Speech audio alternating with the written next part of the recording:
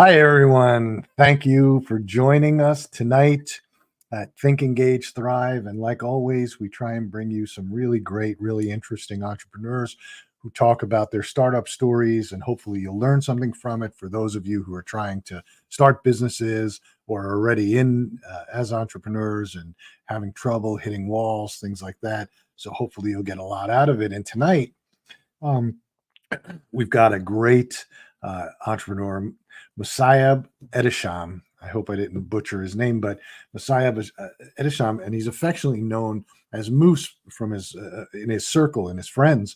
And he created a brand called DMOOSE. And I was telling him before the show that we have a small home gym, and I noticed that my wife has been into yeah, small time lifting weights, trying to tone up.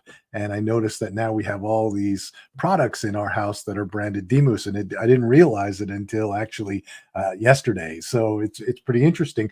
But he built that brand, and it's done significantly well, and it's really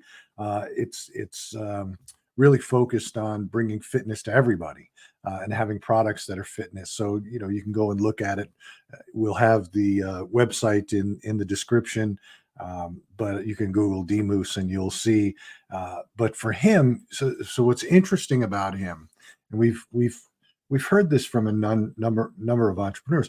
What's interesting is you get to a point where you've succeeded in business, you've built a good, strong business, you're employing people, you're continuing to grow, and so you start to focus on other things.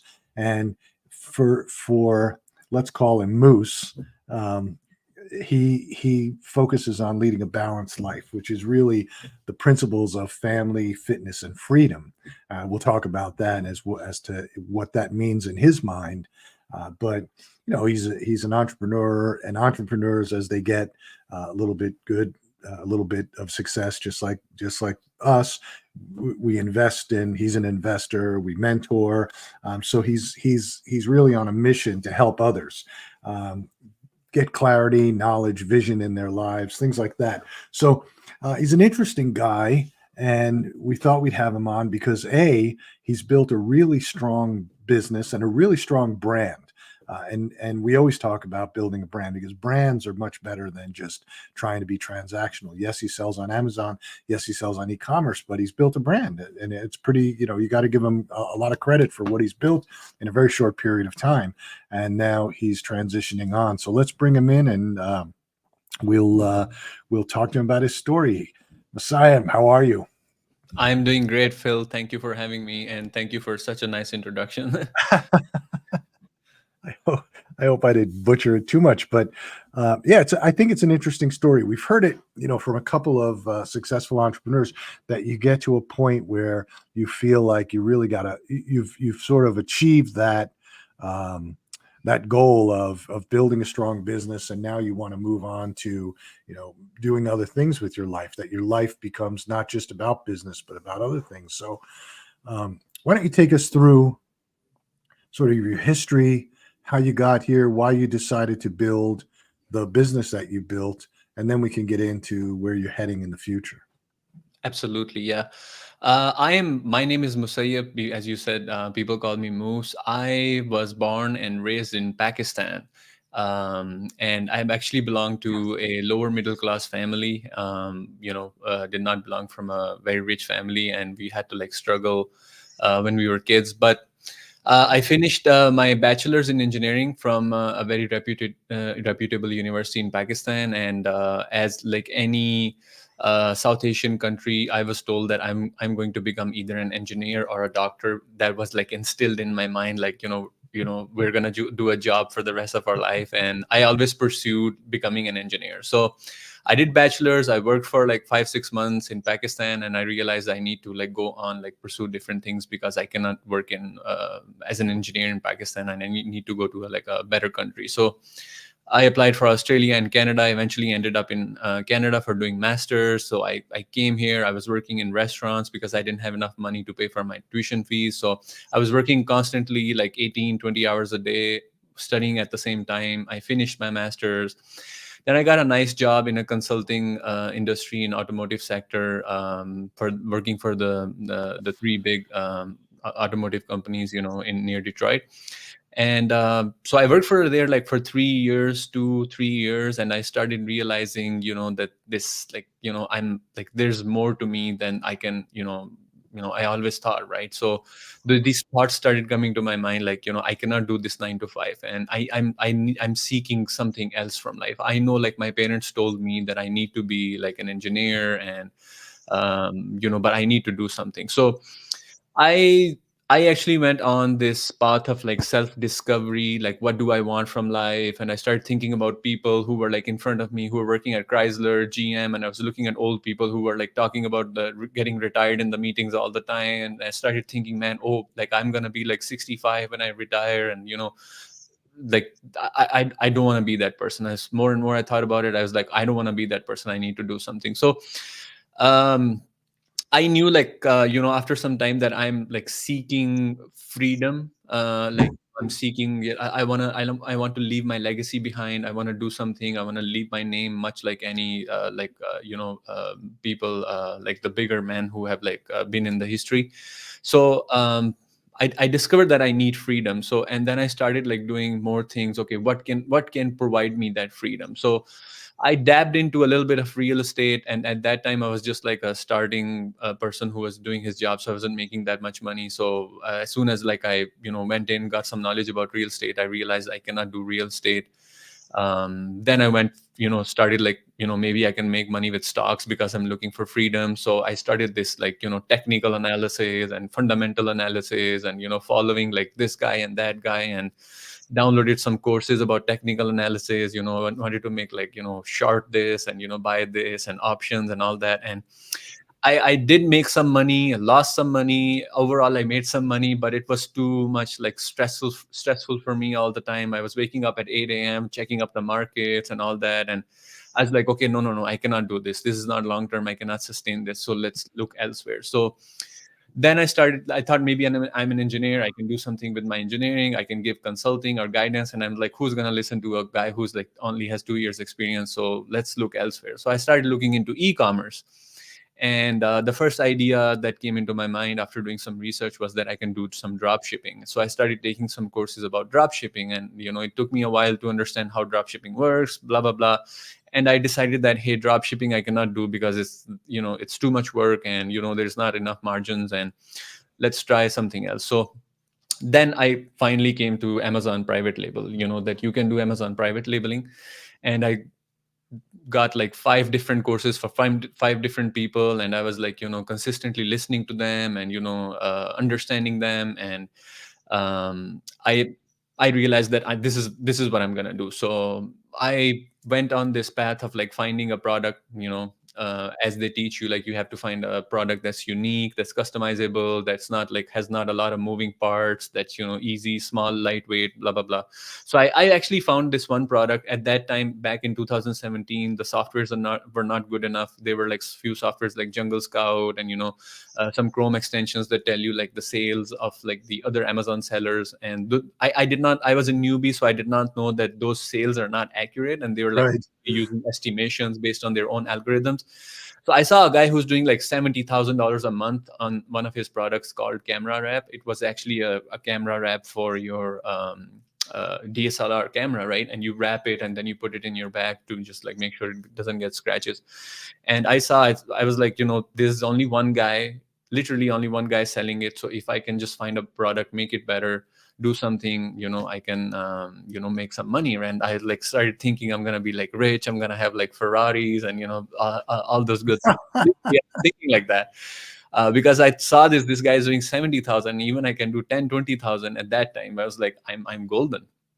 But okay, so long story short, I got that product. It took me like 2 3 months of like going back with 2 3 different suppliers. I finally found the product. I ordered a huge stock, like maybe 2,500 3,000 units.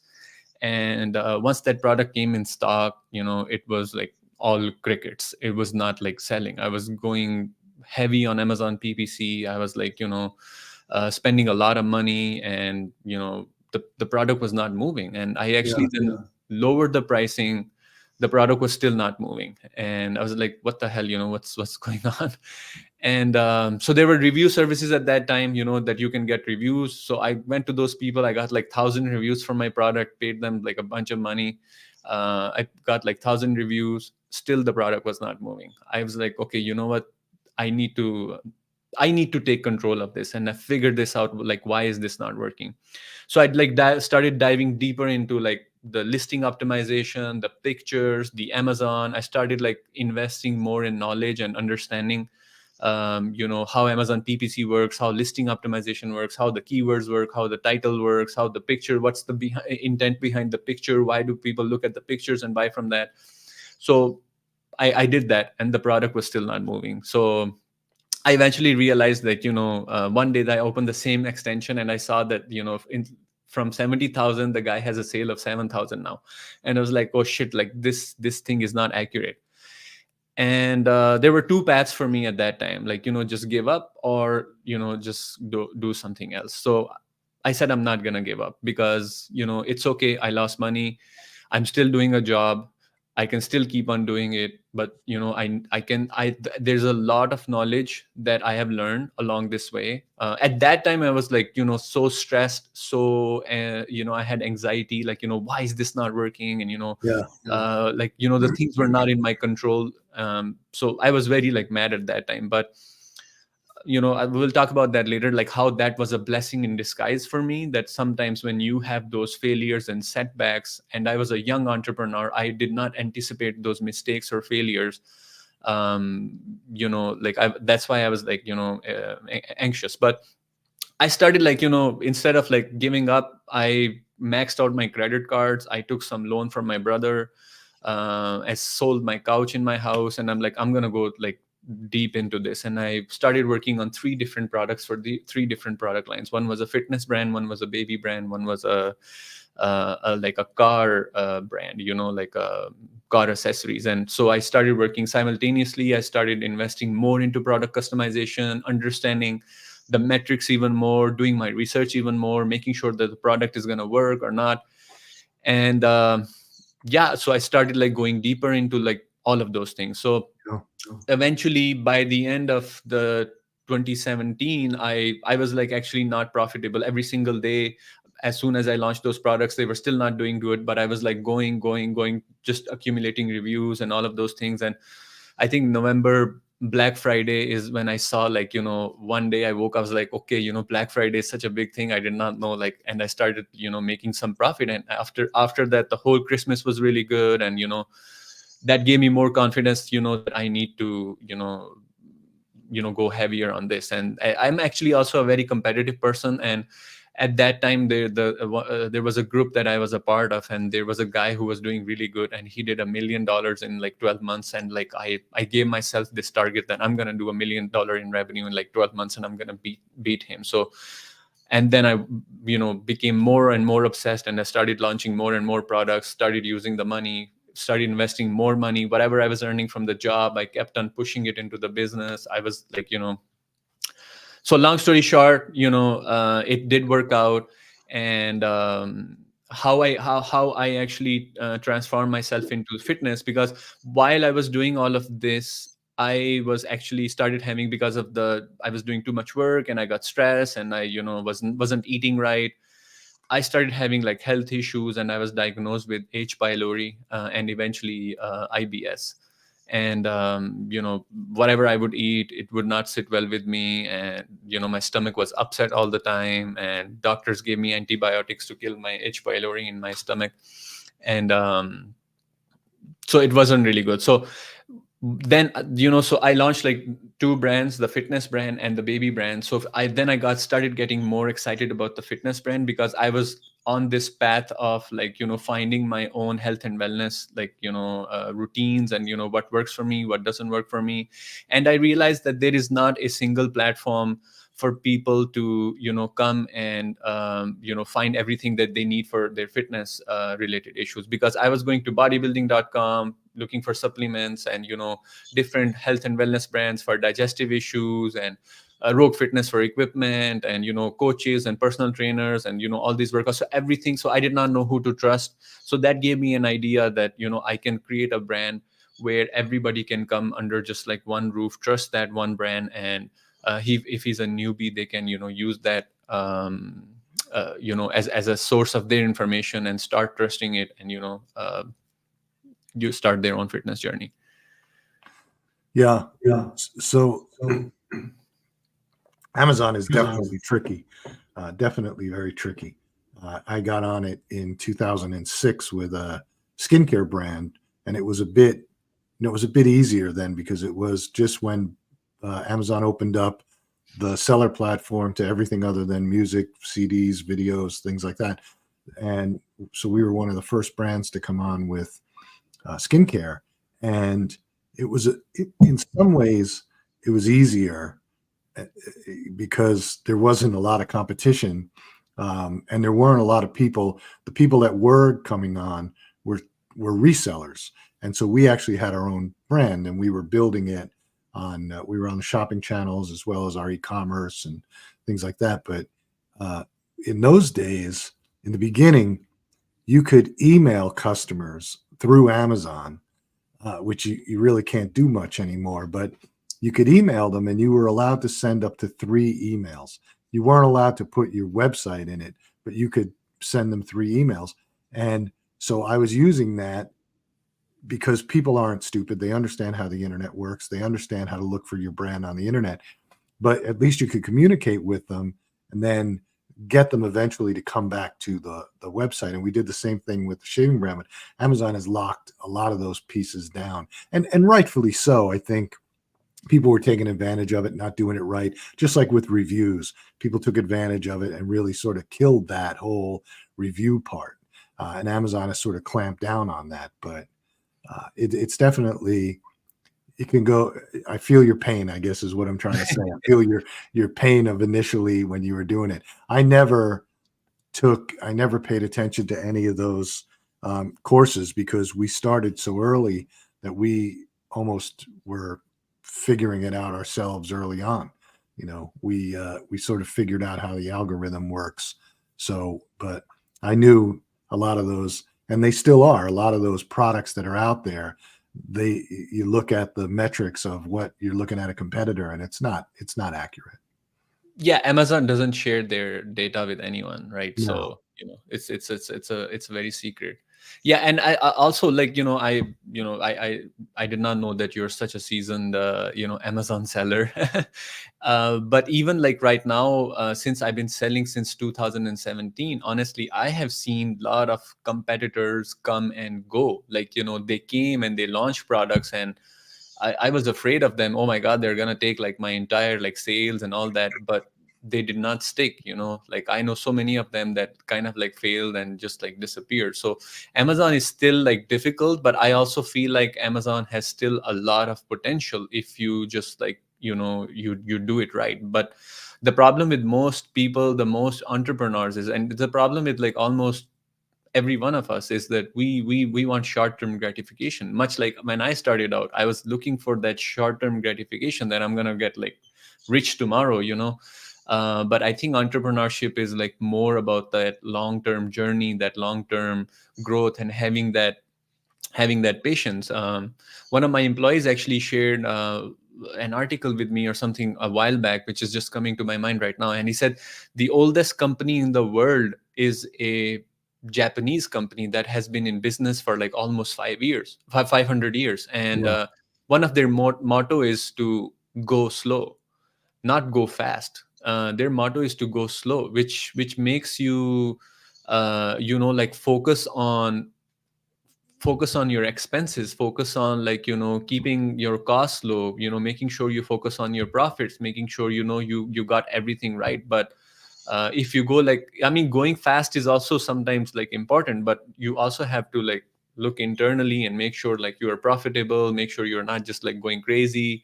A lot of Amazon sellers that I even talk to these days, especially in my group of elite Amazon sellers, they have no idea how much money they're making, how much expenses they have, how are their books. They literally, I have a seller friend who is doing like 40 plus million, and he has no idea of his accounting.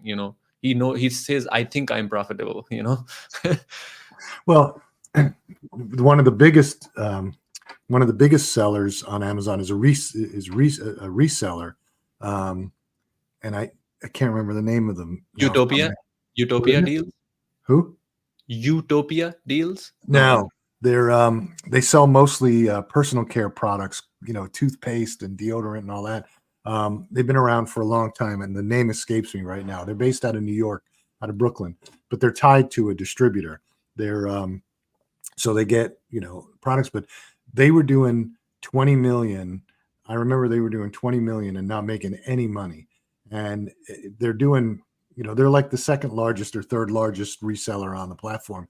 They're doing 200 million, 250 million now, and I mean they're profitable, but at that rate you would expect to be a 5% profit, not a 1% profit. So you really have to. I'm not a big fan of reselling. I never liked that model, and I never got involved with it.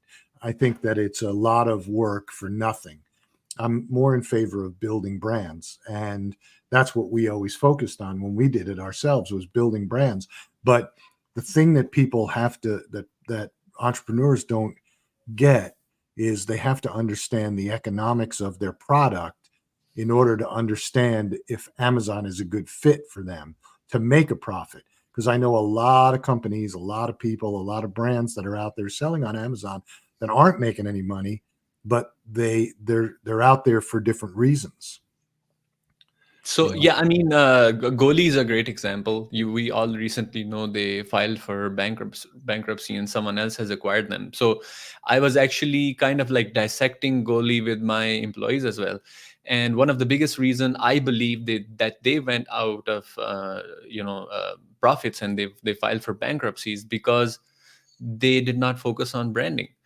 So we do know like Goli, just as like that one like brand who brought like apple cider vinegar gummies, and I believe they did not focus on two things: product not customization, but product. Like they did not secure their line. There's so many like competitors that came in and they started selling the same apple cider vinegar gummies under different names, and they started focusing on branding and launching more products and having that like feeling of a brand. But they did not do that, and eventually they went out of business. And on the surface they were doing like so much revenue, right? Everyone like 500 million, 300 million, and actually they reported a net loss of minus 85 or minus 75 million last year. So like there's a saying too, like in I'm pretty sure you are aware, like you win or lose on the back end, right? You don't win or lose on the front end. So it's really important. Like for me, it's also very important.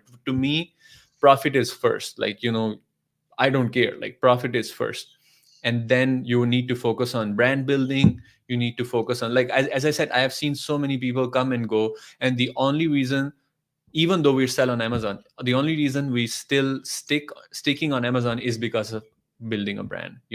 Because if we had not built a brand, people will not recognize us, and we will not have the same level of success that we are enjoying right now. Well, Amazon's important for a number of reasons. One, I look at it, I have a different view than most people do, and I talk about this all the time. I look at Amazon to build a brand. I look at Amazon as a customer acquisition outlet, because if I have my e-commerce site and I'm selling in multiple places, but Amazon is where I'm getting the most exposure, because that's where the consumers are. 92% of the buying population in the United States has the app on their phone. And we did a study, I think it was, gosh, it's probably been about 7 years by now, but we did a study where we looked at the traffic from 110 e-commerce brands. And we looked at when the customer saw an ad for your product or heard about it from an article, wherever, the first place they went was to your website. Now, they're not going to buy. They're just looking at it to see if you're a legitimate company. Then they look at your social media, and they want to see if there's congruency between your brand and your social media. and then they make the decision of whether or not they want to look at buying the product. That's when they go to Amazon, and they that's where your conversion happens, your first conversion. But they've already been to your website and they've already looked at your social media. They buy on Amazon because they trust Amazon. Amazon's got the A to Z guarantee. No, they're not going to get their, they know they're not going to get their credit card information stolen. So there's a lot of trust there. But if you can do your job right on Amazon and get them to buy from you the first time, maybe the second time, what you really want to do, or what I really want to do, is get them over to my website and deal with them one-on-one, because that's more profitable to me than selling on Amazon. So that's what I look at with Amazon. If I can, and we've done it and proven the model out. It's just difficult, and it takes a lot of effort and work. But I am not a fan of reselling on Amazon. I think that is a dead world. I think that when you have a product that has so many competitors, how can you make all you're doing is now differentiating yourself on price. So then it's a race to the bottom. And once it's a race to the bottom, I don't care how much volume you do.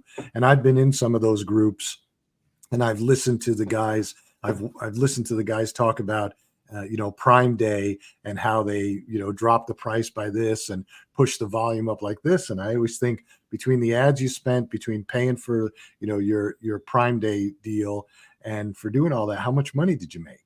Did you make any? I haven't paid for a Prime Day deal in years. We just roll on to Prime Day by putting in ads and things. So anyway.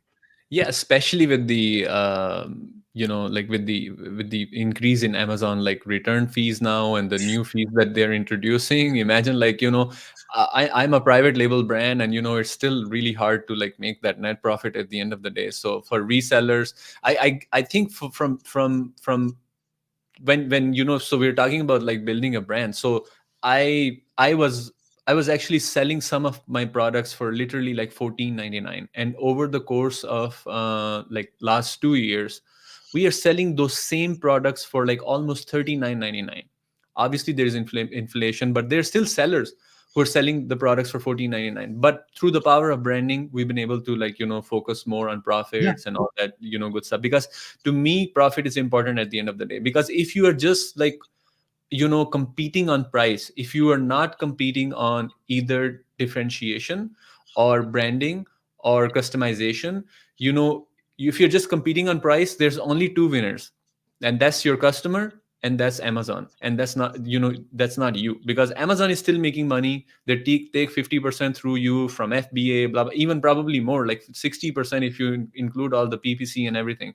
And your customer is winning because he's getting the best price and blah, blah, blah, and you are not making any money. So I always tell my employees that, hey, find out ways to increase the price. And they sometimes come and say, there's a new seller, he came in and we need to drop the price. I said, no, hold off. Like, we're not dropping the price. There is no way we're dropping the price, because profit is very, very important.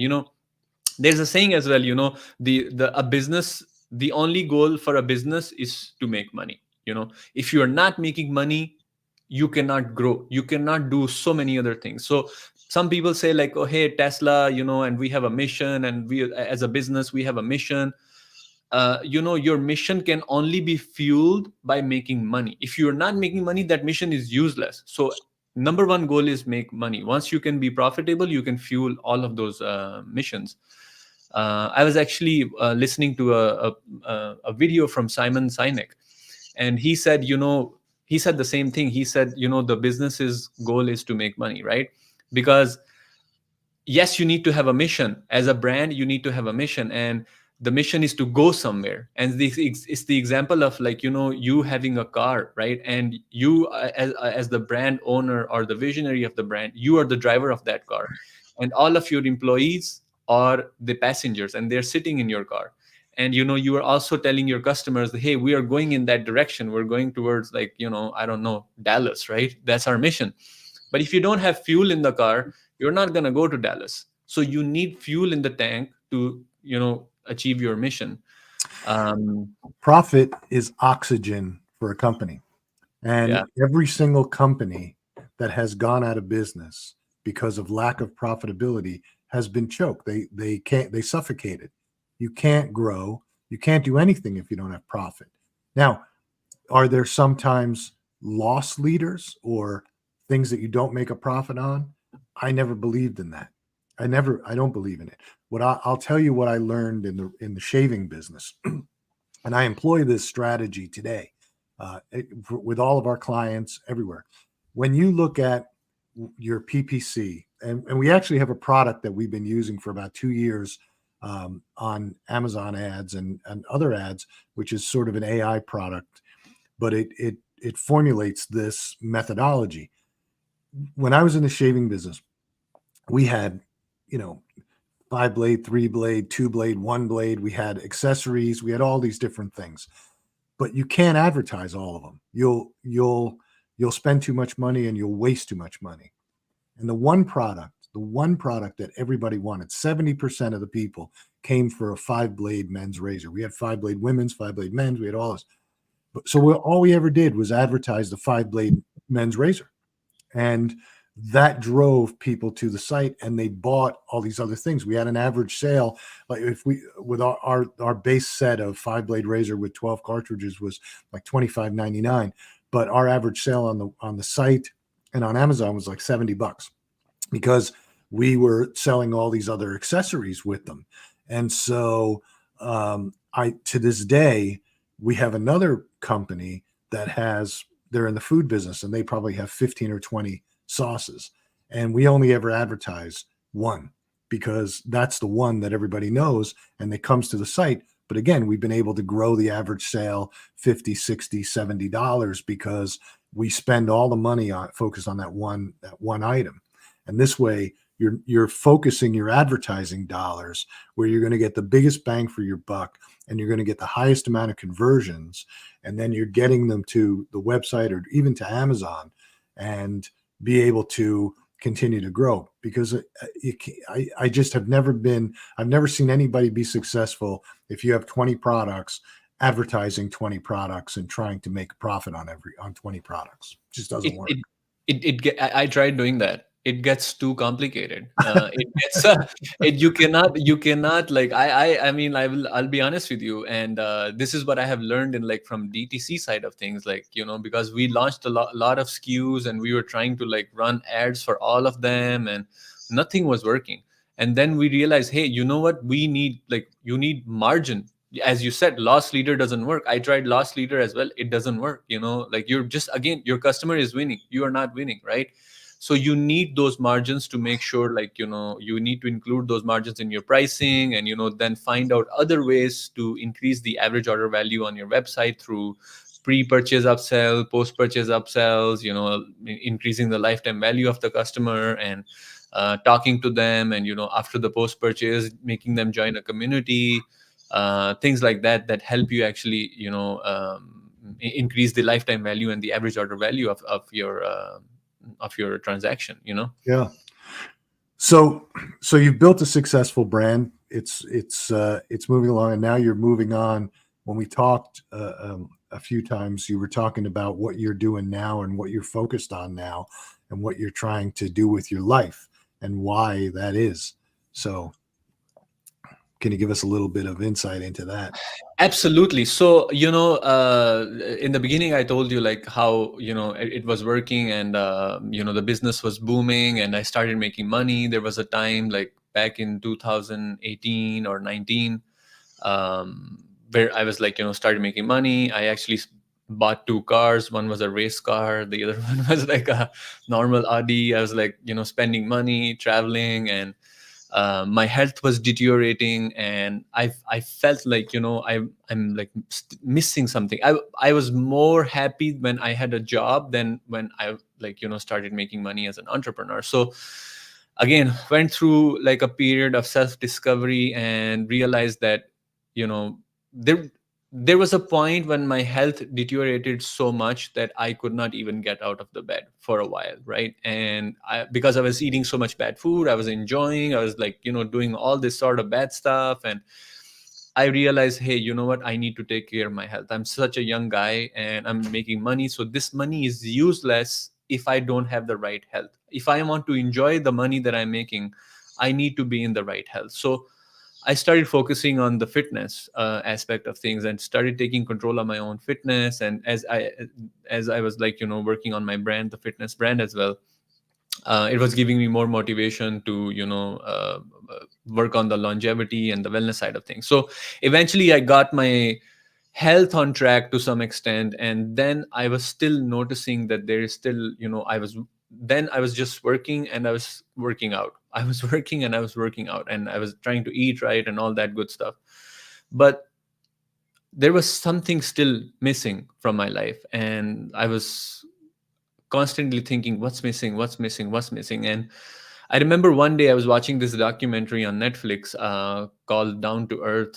It's hosted by Zac Efron, and he goes to different blue zones and different areas in the world where people are living the healthiest, and he kind of like follows their traits and habits and tries to like hack what they are doing and what's like missing from our modern world and what are we eating and all that. So I remember in one episode he goes to a town in Italy called Sardinia, and he meets this 94-year-old guy.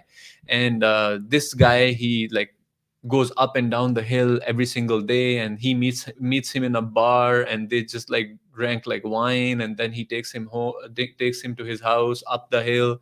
And then when they reach their house, he introduces his entire family, his granddaughters and his daughters, and they're all making food in the kitchen, and they're making pasta and all that like good stuff. And it all of a sudden, it hit me like, hey man, like what is this guy doing that I am not doing? Like I am just fixated on like making money and like taking care of my health, but he's 94 years old. I want to be like him. What's Yeah. he doing? It doesn't look like he has a lot of money. So what does he have? Let me focus on that. And at the same time, it hit me like, that he's enjoying his time with his family and his friends and daughters and granddaughters and children, and he's surrounded by that community of people where he's going to a bar, he's still talking to people, and he's very like happy. So it hit me, hey, that family is the missing piece. I cannot just focus on my work and my fitness. I need to be more social. So family for me means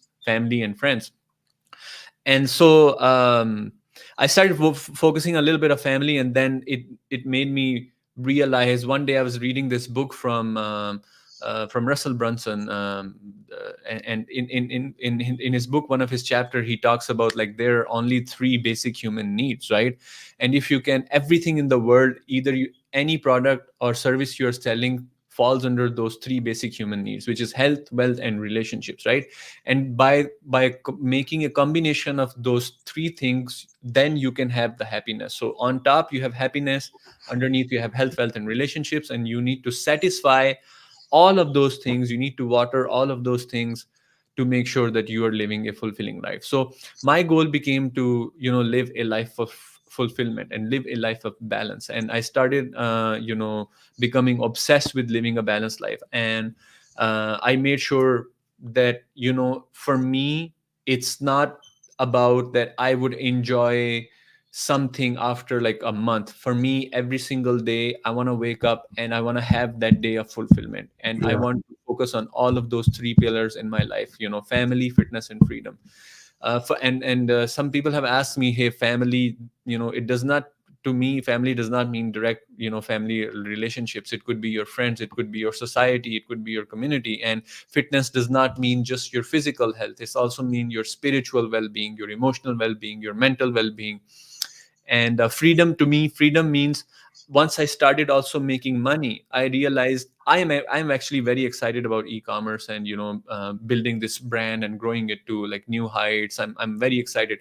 And I noticed that if I did not have this excitement to wake up every single day to work on like making this and growing this, I wouldn't be doing this. I would only just build it to some level, and I would lose that excitement, and the brand will be over. And after talking to several people, I realized that you need to have passion in your life. If you're Yeah. not passionate about what you are doing, you are not going to make something better. So freedom means focusing on your goals, focusing on hobbies, focusing on some of your dreams that you had when you were a kid. You need to bring those out right now and focus on them. You want to go for like mountain climbing, you should like focus on career is important. You work, but you want to climb a mountain, you should find time to climb that mountain, right? Because it's your goal, it makes you happy. You want to be a farmer, you do some farming on the side, whatever you do. So I realized those things, and eventually, like, I'm at a stage like where I'm very happy, and I teach this, like, living a balanced lifestyle to everyone, and I tell them, hey, you cannot mess up. There are certain times, obviously, when you can be a little bit unbalanced. For example, you have too much work thrown at you. You say, okay, you know what, I'm going to work on this for a week, and like get this done, and then go on, focus on my family or fitness or whatever. But that should be like once in a blue moon. But every single day should be living that, because you don't know what's going to happen tomorrow. You don't know, maybe you get cancer tomorrow, or God forbid something else, and you're just working, working, working, and not enjoying life. That life is meaningless if you're just working, honestly. That's what I have learned, and I teach people to live in this way. And we're trying to do the same thing with our brand. That our brand's values are the same: family, fitness, and freedom. That um, I actually went to Mr. Olympia back in 2022, and I saw, everyone like just working out and like big muscles and taking steroids and all that. At that time, I thought that was my audience. And after going there, as I was getting done with Mr. Olympia, I realized, hey, this is not my audience. This is not what I want to promote. Working out all the time, just fitness is everything. No, fitness is not everything. You need to focus on, if you really want to focus on people who are living in the blue zones, who are living their best life.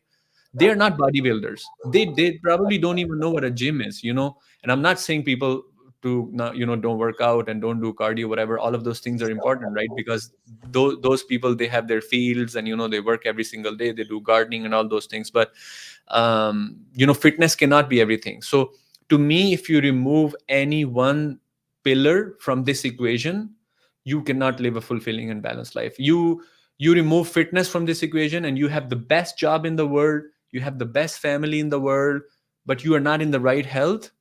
You are not going to enjoy life. Except, actually, no one in your family would enjoy their life, because you are in a bad shape. You cannot go out somewhere, blah blah blah. So, and if you have the best business, you're making so much money, you have the best health, and at the end of the day, you cannot tell some family member, hey, I had this accomplishment at work, and you cannot share your successes and wins with somebody. You cannot have a fulfilling life. So I know so many people who go into depression by working so much.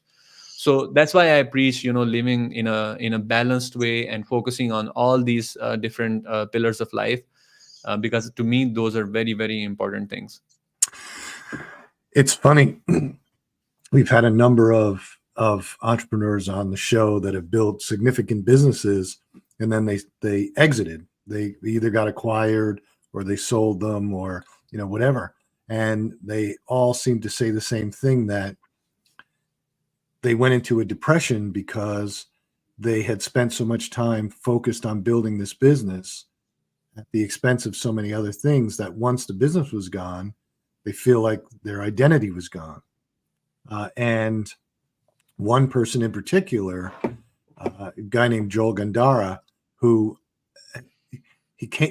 interesting story, came to the country from Cuba during the Mariel boat lift, came with nothing, and his family had nothing, and his family, they sort of pushed him that he was going to get a job, and same type of thing. He'd get a job, work 50 years, and then retire. And he wound up, just selling things. He started out selling in flea markets, started out selling this when he was in high school.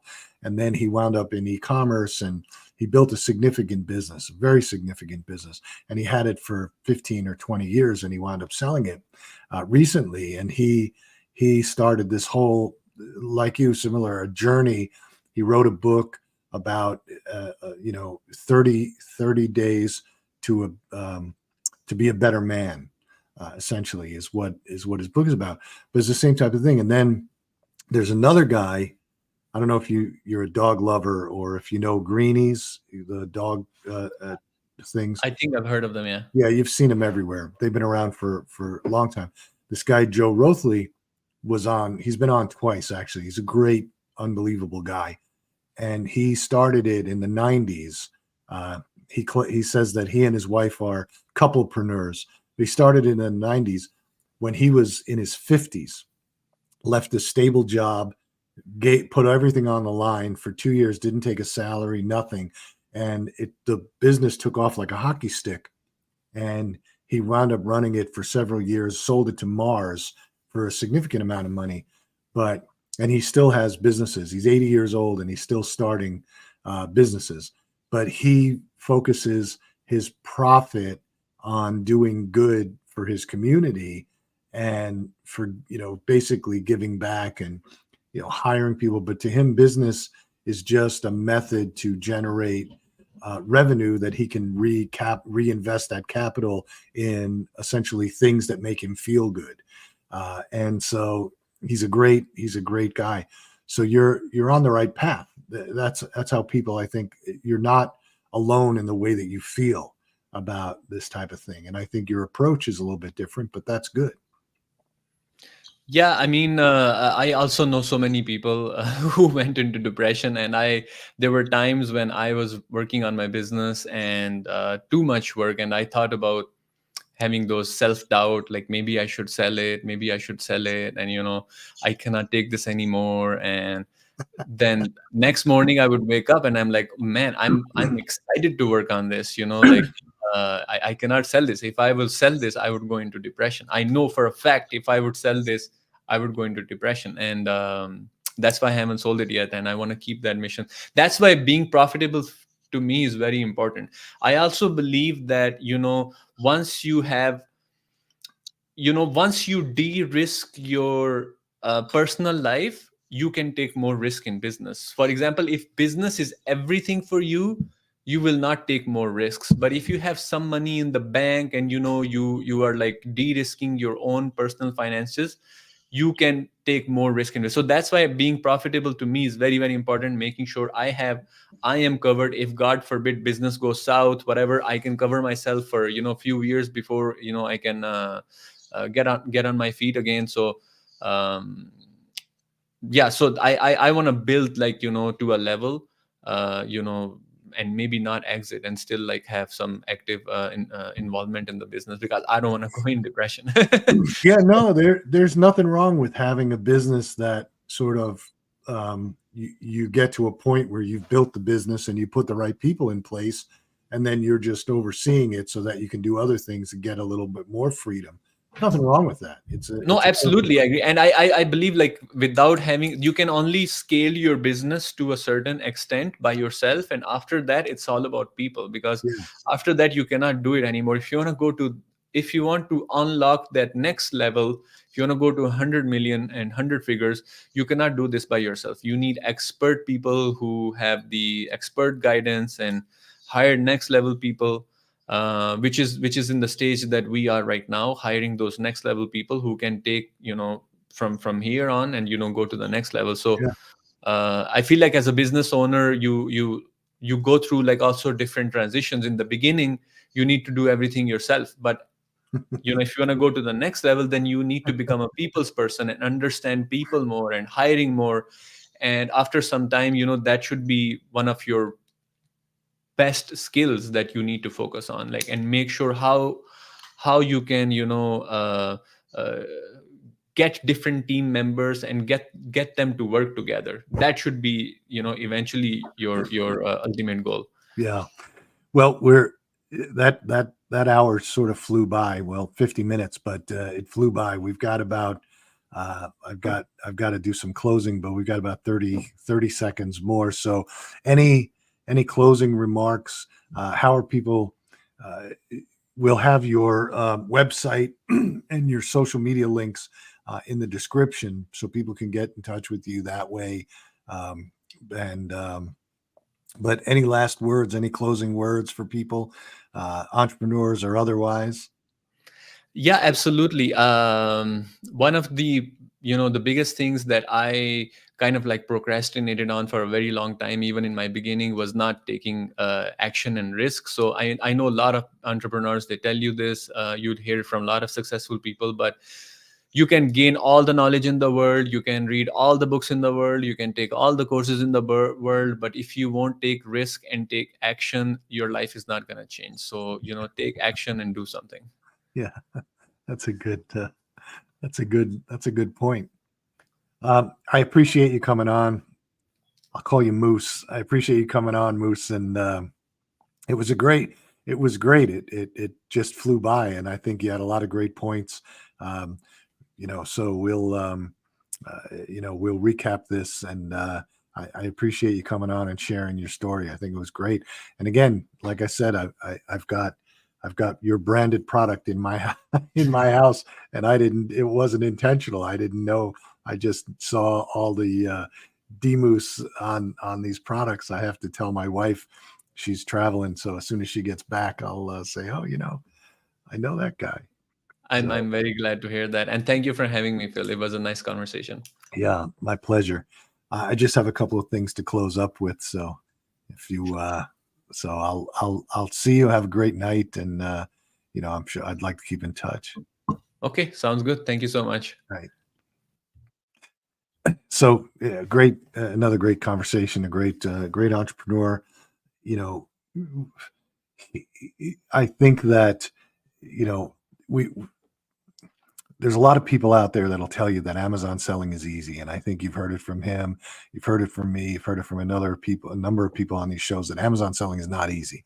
And people, I think a big disservice with some of these ads that I see on social media, where people sit there and talk to you about, oh, you can do it, you could do a side gig, and you can make $50,000 a month doing a side gig.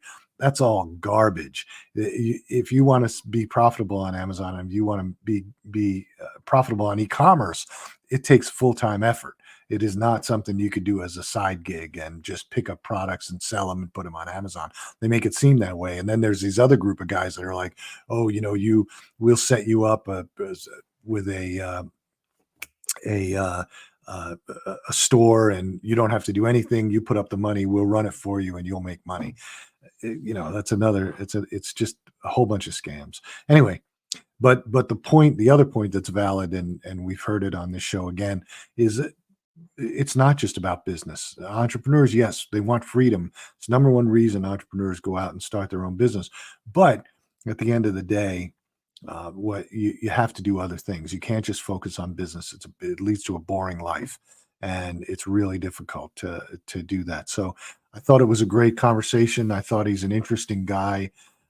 We appreciate people like that coming on the show and sharing their stories. So I hope you got a lot out of it, and join us next week and any other time. Obviously, you can always replay these shows. They're on E360 TV. They're also on my YouTube channel. So, we have plenty of ways that you can rewatch the shows. Also on my website, philmasiello.com. But until next time, thank you. I appreciate you tuning in, and we'll see you next week.